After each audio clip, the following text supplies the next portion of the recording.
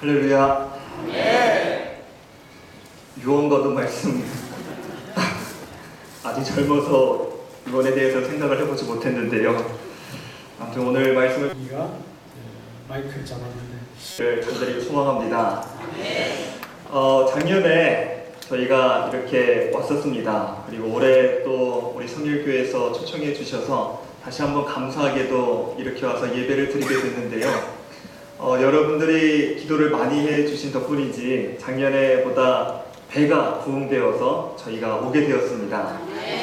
특별히 박수 일단 한꺼번에 같이 쳐주십시오. 특별히 이제 저희 믿음의 지휘관이 오셔서 사실 전에는 그 믿음의 지휘관이 한동안 오랫동안 오지 않았습니다. 그래서 교회에서도 많이 기도하고 이번에도 지휘관 이동 시기가 돼서 좀 기도를 좀 열심히 하고 또 여러분들에게도 기도를 부탁드렸는데 감사하게도 하나님께서 우리에게 믿음의 지휘관을 보내주셔서 지금 굉장히 부대와 또 교회 자체가 복음 선교 사명을 아주 잘 감당하고 있습니다. 그래서 이를 위해서 기도해 주신 여러분 덕분이라 생각하고 또 앞으로도 계속해서 우리 오송 군인교회를 위하여서 기도해 주시기 바랍니다. 할렐루야. 옛날에 어떤 왕이 있었습니다.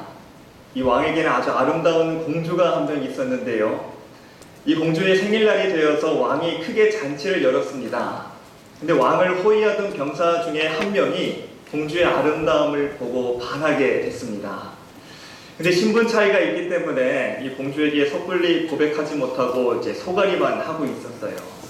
그러다가 이럴 바에야 그냥 고백이라도 한번 해보자. 그래서 병사가 큰 마음을 먹고 공주를 찾아가서 고백을 합니다. 당신 없이는 제가 못 살 것 같습니다. 그렇게 가슴 뜨거운 고백을 합니다. 공주가 그 말에 감동을 받았으면서도 또 한편으로는 이 병사의 사랑이 진심인지 확인해 보기 위해서 이렇게 이야기를 합니다. 만약에 당신이 100일 동안 내 발코니 밑에서 기다린다면 당신과 결혼하겠어요. 그런 이야기를 합니다. 참 여자들은 왜 이런 조건을 가는지 좀 이해가 잘 안 되지만 아무튼 그렇게 조건을 걸었습니다. 공주의 그 말에 병사는 한 걸음에 달려가서 공주가 있는 그 방 앞에 발코니에 다 무릎을 꿇고 있습니다. 하루, 이틀, 열흘, 20일, 30일 지나도록 병사는 정말로 꿈쩍 않고 공주를 기다리고 있었습니다. 비가 오나 눈이 오나 바람이 부나 병사는 계속해서 공주를 기다렸습니다. 그리고 세월이 흘러서 99일째가 됐습니다. 이제 하루만 더 기다리면 병사와 공주가 결혼을 하게 되었습니다. 자, 그런데요, 이상하게도 99일째 되는 날에 이 병사가 일어나더니 돌아가는 겁니다. 그 모습을 공주가 보고 이상하게 생각합니다. 왜 하루 더 기다리지 못했을까? 하루만 더 기다리면은 결혼할 수가 있을 텐데 왜 99일째 되는 날 갔을까? 혹시 나에 대한 사랑이 변했을까? 이제 그렇게 생각을 했습니다. 근데 이 생각이 계속되면서 궁금해서 견딜 수가 없는 거예요. 그래서 공주가 수소문해서 그 병사가 어디에 있는지 알아보라고 시킵니다.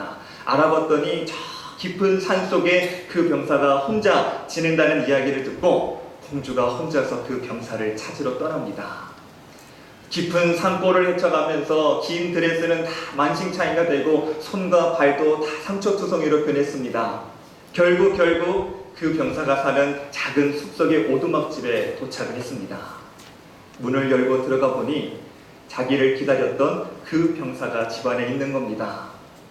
그 병사를 보며 공주가 왈칵 울음을 터뜨리면서 왜 하루를 더 기다리지 못했나요? 하루만 기다렸으면 나는 당신의 신부가 되었을 텐데 그러면서 펑펑 웁니다.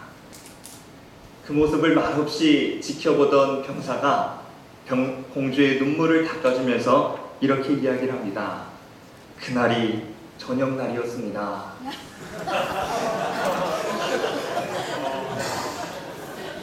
앞에 밑박을 깐 거 치고는 좀 결론이 너무 시시했습니까? 그렇습니다. 우리 병사들이 저녁날을 잊고 살아갈 일은 만무합니다. 우리 병사들은 다른 거는 다 잊어버려도 저녁날만큼은 꼭 기억하면서 살아갑니다. 여기 있는 형제들도요, 저녁날만큼 잊지 않고 살아가고 있습니다. 자, 여러분, 이렇게 우리의 삶에 있어서 중요한 것은 잘 잃어버리지가 않죠. 근데 살아가면서 그 어떤 것보다도 중요한 하나님은 왜 그렇게 잘 잊어버리고 사는지 모르겠습니다. 2011년 여름 저는 총각이었습니다. 결혼을 앞두고 마지막 여름 휴가를 어떻게 보낼까 고민하다가 지리산에 있는 둘레길을 걷기로 결심을 했습니다. 잘 아시겠지만 코스별로 잘 정리가 되어 있는데요. 어쩌다 보니까 날이 저물려고 하는데 이 길이 산속으로 이어지는 겁니다. 뒤로 가지도 못하고 어떻게 할 수 없으니까 들어섰습니다. 비가 추적추적 내리고 안개는 점점 자욱해지지요. 주위는 점점 어두워지지요. 그 길을 걷는 사람은 저 혼자밖에 없었습니다. 그래서 처음에는 아무 생각 없이 걸어갔는데 갈수록 무서워지는 겁니다. 야, 누가 나를 해코지하면 정말 지도서도 모르게 내가 사라질 수도 있겠다. 그런 생각이 들어서 정말로 미친 듯이 걸었습니다. 그 산길을 막 그냥 앞도 옆도 뒤도 안 보고 그냥 길 따라서 걸어서 무사히 이제 동네가 있는 곳까지 당도하게 됐습니다. 자, 그런데요, 정신을 차리고 보니까 제가 자존심이 상하는 거예요. 왜 그러냐면 설교 때마다 하나님이 함께 하시니까 두려워할 필요가 없다 그렇게 외쳐대던 목사가 저 산길 속에서는 아무 생각도 안 나고 하나님의 하자도 생각이 안 나는 겁니다. 그러면서 야, 뭐 이런 믿음 없는 목사가 다 있나? 아이고 하나님 죄송합니다. 그렇게 이제 회개 기도를 했던 적이 있었습니다. 짧은 경험이었지만 우리가 세상을 살아가면서도 그러할 때가 있지 않은가, 아니 좀 많지 않은가라는 생각을 해봤었습니다. 우리가 하나님을 믿는다고 하면서도 어떤 힘든 상황에 처해 있거나 혹은 어려운 일을 만나게 될 때에 우리는 너무나도 하나님을 쉽게 잊고 살아가는 모습들을 보게 됩니다. 오늘 성경 속에 나오는 이스라엘 사람들도 그리했습니다. 오늘 성경을 보면요, 우리가 잘 아는 골리앗이가 등장합니다. 골리앗은요, 체격 조건이 엄청납니다. 키가 2m 80 정도 되고요, 들고 있는 창은 그 키보다 훨씬 더 컸습니다. 그 골리앗이 나와서 하는 말이 우리 뭐 전쟁 이렇게 싸울 필요가 있느냐, 그냥 맞짱을 떠가지고 너희가 이기면 우리가 너희의 종이 되고 내가 이기면 너희의 우리의 종이 되는 것으로 하자, 그렇게 이제 이야기를 했습니다. 자, 그런데 그 이야기를 듣고서도 이스라엘 편에서는 상대할 사람이 없는 겁니다. 그저 엄청난 골리앗의 기세에 눌려서 다들 쩔쩔매고 있을 뿐이었습니다. 자, 여러분 생각해 봅시다. 이스라엘 사람들이 어떤 사람들입니까? 오랫동안 하나님에 대한 신앙을 가져왔던 민족이었습니다. 그들에게 행한 하나님의 능력의 이야기를 들으면서 자라왔던 사람들이 그 자리에 있었습니다. 하지만 그 골짜기에서만큼은 그들의 신앙은 별 의미가 없었습니다. 그 누구도 그 자리에서 신앙의 힘을 생각하는 사람도 없었고 하나님을 생각하는 사람도 없었습니다. 그저 모두가 공포에 질려서 그냥 그곳에 앉아만 있었습니다. 어쩌면 그날 엘라 골짜기의 위기는 골리앗으로부터 오는 것도 있었겠지만 더욱 심각한 것은 잊어버림 때문이었습니다. 무엇을 잊어버렸습니까? 첫째로 그들은 자신이 어떤 존재인지 잊어버렸습니다. 하나님이 함께 하시는 백성, 하나님의 사람이라는 자신의 정체성을 잊어버렸습니다. 둘째로 그들은 그들을 다스리시는 하나님도 잊어버렸습니다. 마지막으로 그 험한 세월 동안 이스라엘을 먹이시고 입히시고 인도하신 하나님이 자신들에게 어떠한 분이신지도 그들은 까맣게 잊어버리고 말았습니다. 오늘 우리가 경험하는 영적인 침체도 마찬가지라고 생각을 합니다. 하나님을 믿는다고 하면서도요, 정작 중요한 순간에는 하나님을 잊어버립니다. 회사가 부도날 위기에 처해 있거나 몸이 병들어 죽게 되어 있거나 이러지도 저러지도 못할 문제들이 닥칠 때에 그동안 하나님을 섬기고 예배해왔던 신앙은 우리에게 아무런 도움이 되지 않는 것을 경험할 때가 있습니다. 지금의 이스라엘 사람들처럼 신앙의 힘을 생각하지도 않고 하나님을 생각하지도 않을 때가 있다는 것입니다. 우리는 종종 인생에 어려움이 올 때 그 사람의 진짜 신앙의 모습이 나타난다고 합니다. 몸 편하고 등 따시고 배부를 때에는 누구나 신앙생활을 잘 해냅니다. 하지만 어려울 때인 하나님을 쉽게 잊어버립니다. 어려우면 어려울수록 더 하나님이 생각나는 것, 더 하나님만 찾는 것, 더 하나님만 붙드는 것, 그것이 진짜 신앙이라고 할 수가 있지 않겠습니까?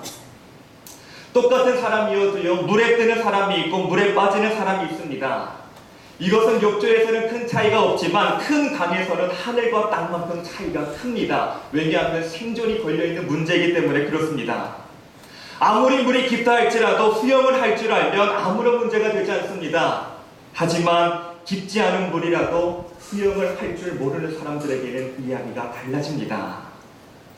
똑같은 물에서도 유유히 헤엄치며 즐기는 사람이 있고 똑같은 물에서도 허우적거리며 죽음의 공포를 느끼는 사람이 있습니다.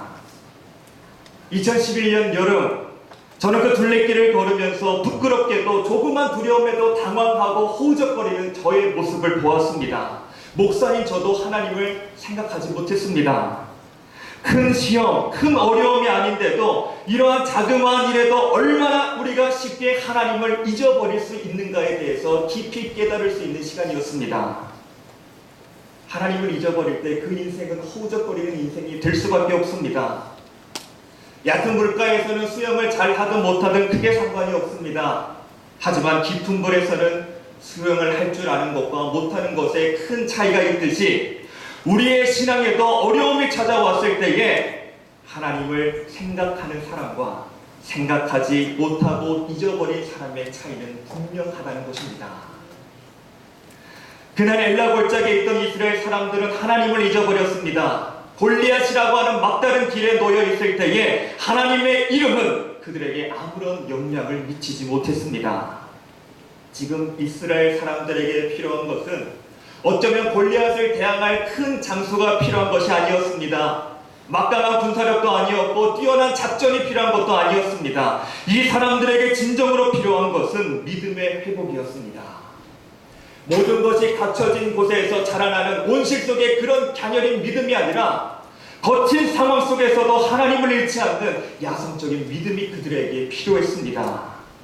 그래서 하나님께서는 그들에게 그들보다도 어린 다윗을 전장으로 내보내십니다. 골리앗이 우렁찬 목소리로 이스라엘을 조롱합니다. 그리고 이스라엘 군대가 섬기는 하나님까지도 조롱합니다. 아버지의 심부름으로 그 전장 속에 나왔던 다윗이 골리앗이 모욕하는 하나님의 이름을 듣습니다. 누구이기에 하나님의 이름을 저렇게 모욕하는가? 내가 가서 하나님의 능력을 보여주겠다. 그러면서 자기가 그 전투에 나가기를 신청을 합니다. 사울왕은 그 어린 다윗이 나간다는 소리에 말려보지만 너무나도 확고했기에 다윗을 내보냅니다. 그러면서 자신의 갑옷을 입혀주죠. 하지만 그것은 거추장스러웠기 때문에 다윗은 그것을 벗습니다. 그리고 가는 길에 흐르는 시냇가에서 조그만 물맷돌 5개를 줍고 올라갑니다. 유제 피터슨이라고 하는 목사님은 이 장면을 이렇게 소개합니다. 아마도 다윗이 그 시냇가에서 돌을 주었을 때는 무릎을 꿇었을 것이다 라고 이야기를 합니다. 정말로 그럴 것 같습니다. 돌을 골라주기 위해서 다윗은 그곳에서 무릎을 꿇었을 것입니다. 위기의 순간에 무릎을 꿇는 다윗, 이것이 진정한 그리스도인의 모습이 아닐까라고 생각을 합니다.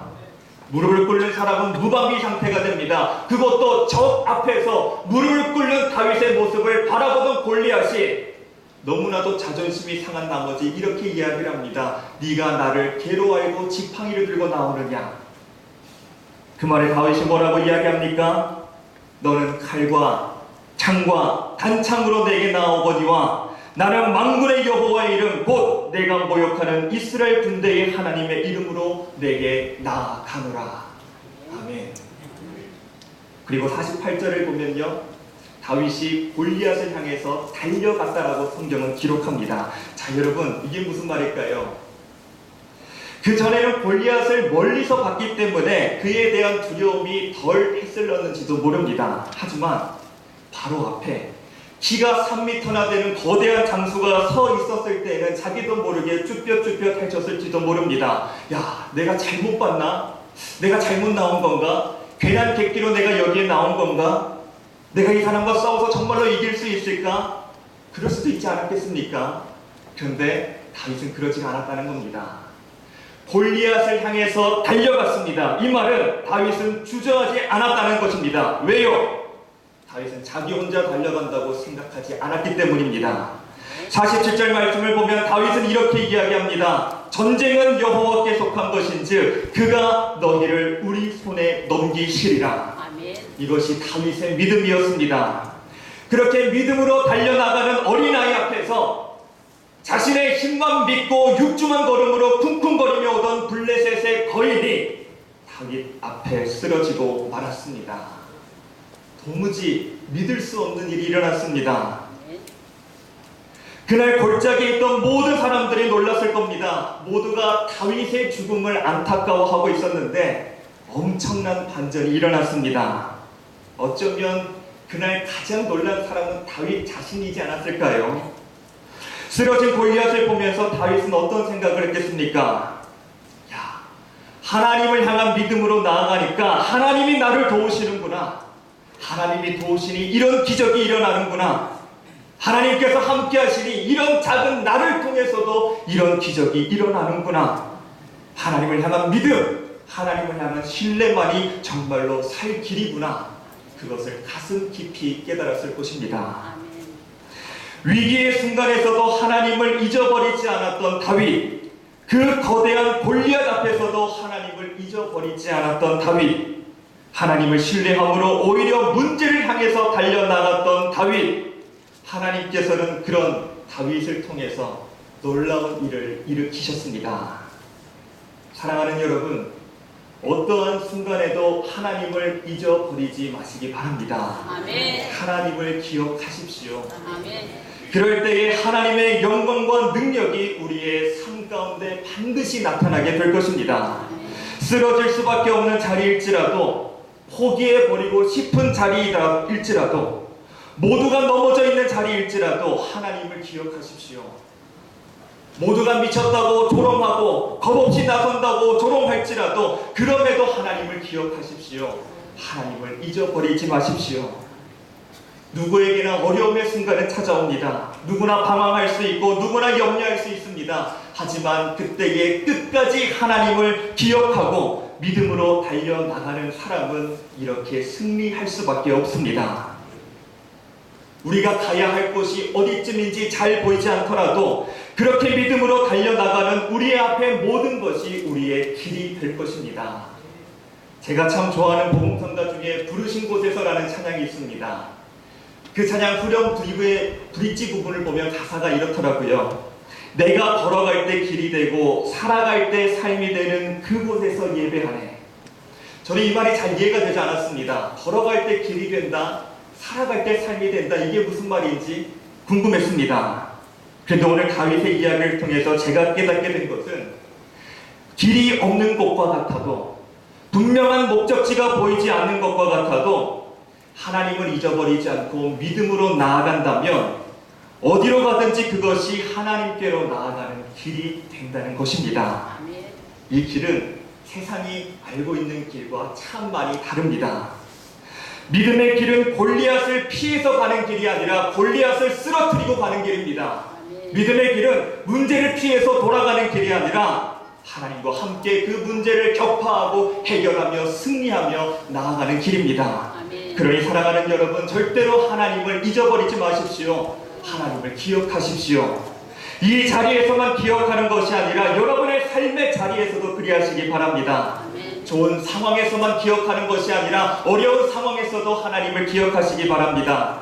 힘들다고 주저앉지 마시고 남들이 아니라고 해서 가만히 있지 마시고 믿음이 있다면 그 믿음 붙잡고 일어나 달려나가시기 바랍니다.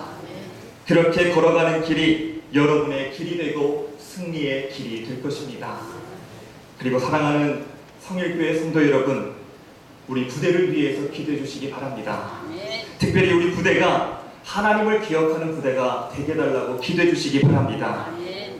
이 일을 위해서 믿음의 지휘관인 사령관님을 비롯해서 기독 간부들과 우리 오성교회 모든 성도들이 아주 열심으로 이 사명 감당하고 있습니다. 군 선교에 도전이 되는 상황들이 계속해서 벌어지고 있습니다. 종교성이 없어지는 사회 분위기를 타서 군 안에도 무교 비율이 나날이 늘어나고 있습니다. 그럼에도 우리 부대 안에 복음이 들려지고 그리하여 하나님을 기억하는 군사가 세워지게 하는 이 군선교를 위해서 기도해 주시기 바랍니다. 아멘. 하나님을 기억하여 용감히 나설 수 있는 군사가 많아지면 자연히 군이 든든해지게 될 것이고, 군이 든든해지면 자연히 이 나라의 평안과 안전도 지켜지게 될 것입니다. 그만큼 군 보그마가 참 중요한 일이라는 것을 기억해 주시고, 계속해서 군 선교와 군 보그마를 위하여 우리의 장병들이 복음을 듣고 하나님의 군사로 세워지는 일을 위해서 계속해서 기도해 주시기 바랍니다. 기도하시겠습니다. 사랑과 은혜가 풍성하신 아버지 하나님 감사합니다. 주님, 우리가 하나님을 잊지 않게 하여 주시옵소서. 하나님을 기억하며 어떠한 상황에서도 하나님을 향한 믿음을 가지고 나아가는 저희들의 삶이 되게 하여 주시옵소서. 그 옛날 하나님을 잊어버리지 않고 믿음으로 달려나갔던 다윗이 그렇게 위대한 승리를 거두었던 것처럼, 오늘 우리도 하나님을 향한 믿음 가지고 달려나아갈 때에 우리 삶 속에서도 하나님의 능력과 영광이 나타나게 하여 주시옵소서. 또한 아버지 하나님, 우리가 바라옵기는 우리 군 안에도 이렇게 하나님의 군사들이 많이 세워지기를 소망합니다. 하나님을 기억하고 하나님을 알고 하나님을 잘 믿는 군사들이 세워져서 군 보그마가 이루어지고, 그리하여 우리 군이 튼튼해지고, 그리하여 하나님께서 주신 사명을 잘 감당하는 저희가 되게 하여 주시옵소서. 감사를 드리오며 사랑이 많으신 예수님의 이름으로 기도하옵나이다. 아멘.